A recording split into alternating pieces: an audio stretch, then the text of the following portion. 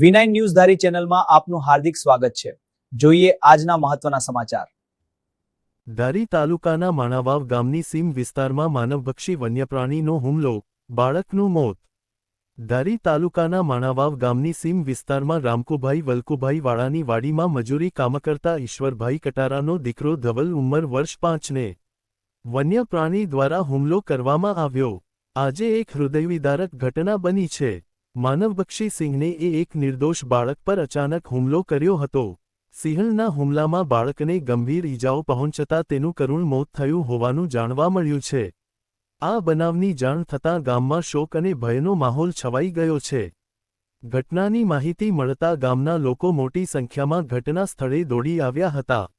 બનાવ અંગે વનવિભાગ તેમજ ચલાલા પોલીસને જાણ કરવામાં આવતા અધિકારીઓ ઘટના સ્થળે પહોંચ્યા હતા અને સમગ્ર મામલે તપાસ હાથ ધરવામાં આવી છે। વનવિભાગ દ્વારા માનવભક્ષી વન્યપ્રાણીને પકડવા માટે તાત્કાલિક કાર્યવાહી શરૂ કરવામાં આવી હોવાનું પણ જાણવા મળ્યું છે।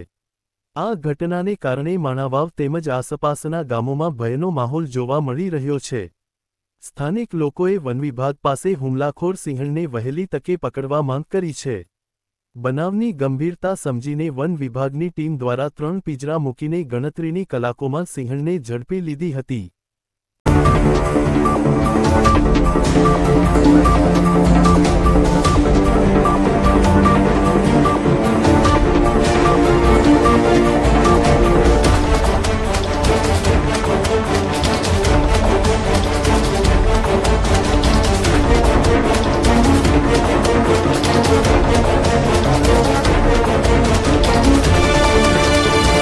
તમારું નામ, ગામ અને છોકરાને કઈ રીતે આજે ઘટના બની, કઈ જગ્યાએ બની, શું કહેશો? હું રહેતો તો ગામ પાસે બરાબર। આમાં પછી એ રહેતા તો ઓલીવાડીએ, એ મારો ભાઈ ઈશ્વર મોટો, એ ઓલીવાડી રહેતા ને હું ગામમાં રહેતો હતો। ઈશ્વર આવ્યો હાજે ગામમાં ને એના મમ્મી ને એ છોકરો રહેતા હતા ઓલીવાડીએ બરાબર। હાજે સણ્યાનો ઓળો હીકીને ખાતા હતા। સિંહણ આવી એટલે છોકરાને ઝડપાટે એ ઉઠાવી લીધી બરાબર। પછી એના મમ્મી પાછળ પડ્યા એમાં, પણ એ હાથમાં ના આવી। એના મમ્મી એકલા શું કરે એમાં, એટલે પછી એ પાછળ પડ્યા પછી કોકની વાડી જઈને ફોન કર્યો, ઈશ્વર પાસે ફોન, એટલે એ પહોંચ્યો વાડીએ બરાબર। એમાં વાડીએ પહોંચ્યો પછી અહીંયા પહોંચ્યો એટલે ઈશ્વરનો મારા જોડે ફોન આવ્યો એમાં, એટલે પછી હું ગયો વાડીએ। પછી એમાં કમસે કમ વધારે તો નહીં 200 મીટર જેટલો ખેતર દૂર હતું બાજરાનું, એમાં સિંહણ લઈને ઘરી ગઈ એમાં। પછી અહીંયા છોકરાનું નામ શું, છોકરાના બાપાનું નામ શું? છોકરાનું નામ કટારા ધવલભાઈ ઈશ્વરભાઈ છોકરાનું નામ હતું।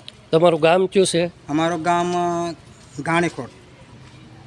આ ક્યાં ગામે આ બનાવ બન્યો છે? મણાવા ગામ। માણાવ ગામ। કેટલા વાગે બન્યું?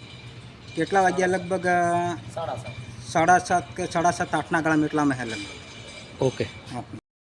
આજે ઘટના બની છે તમારા નજીકમાં જ માણાવર, તમારા મત વિસ્તારમાં, શું કહેશો?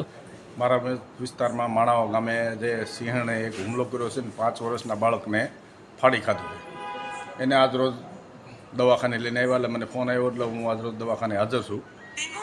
પછી બીજા નંબરમાં કે અગાઉ જે બનાવ બન્યો હતો ગોપાલ ગ્રામમાં, ત્યારે પણ સિંહણે જ મારણ કરેલું હતું, પણ આ વન્ય પ્રાણી બતાવીને ખોટા પંચરો કામો કરીને જંગલ ખાતું છે એ બધું હાવ ખોટું લોલમ લોલ હાકીને દીપડાને એકવાર પૂરી દે પાંજરે અને દીપડાને પછી છૂટો મૂકી દે છે। બાકી ગઈ વખતે જે ગોપાલગ્રામમાં બનાવ બન્યો હતો ત્યારે પણ સિંહણ હતી, આજરોજ આ જે બનાવ બન્યો છે ત્યાં પણ સિંહણ જ હતી। એના માતા પિતા વાલીઓ બધાએ કીધું કે સિંહણ છે, એટલે થોડુંક મારી સરકારને વિનંતી છે કે આમાં થોડુંક ધ્યાન દે। બાકી ફોરેસ્ટ ખાતું તો માનો સહાય આપવાનું છે, દીપડાની એટલી જ સહાય આપવાનું છે, સિંહણની એટલું જ આપવાનું, પણ ફોરેસ્ટ ખાતું એની કામગીરીમાંથી બચવા માંગે છે, પણ આ એ વ્યાજબી ના ગણાય। માનવભક્ષી સિંહણ છે, અગાઉ જો પકડી લીધી હોત તો આ જે બનાવ બન્યો એ ન બનત, પણ હવે સત્વરે તાત્કાલિક સિંહણને પકડીને તાત્કાલિક એનું રેસ્ક્યુ કરે એવી અમારી માંગણી છે। ઓકે સાહેબ, નામ, ગામ અને આજે જે ઘટના બની, શું કહેશો?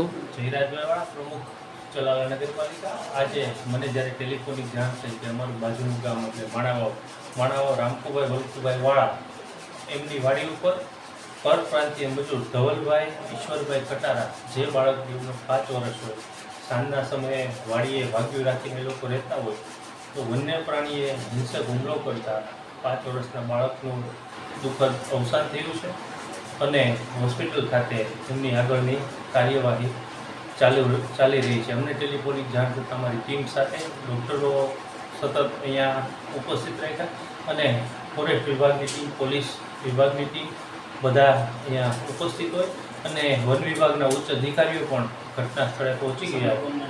એની આગળની કાર્યવાહી હાલ ચાલુ છે અને બાળકનું ખૂબ જ દુઃખદ નિધન થયું છે. તે ખૂબ દુઃખની બાબત છે. ભગવાન એમના દિવ્ય આત્માને શાંતિ આપે. ઓકે સાહેબ.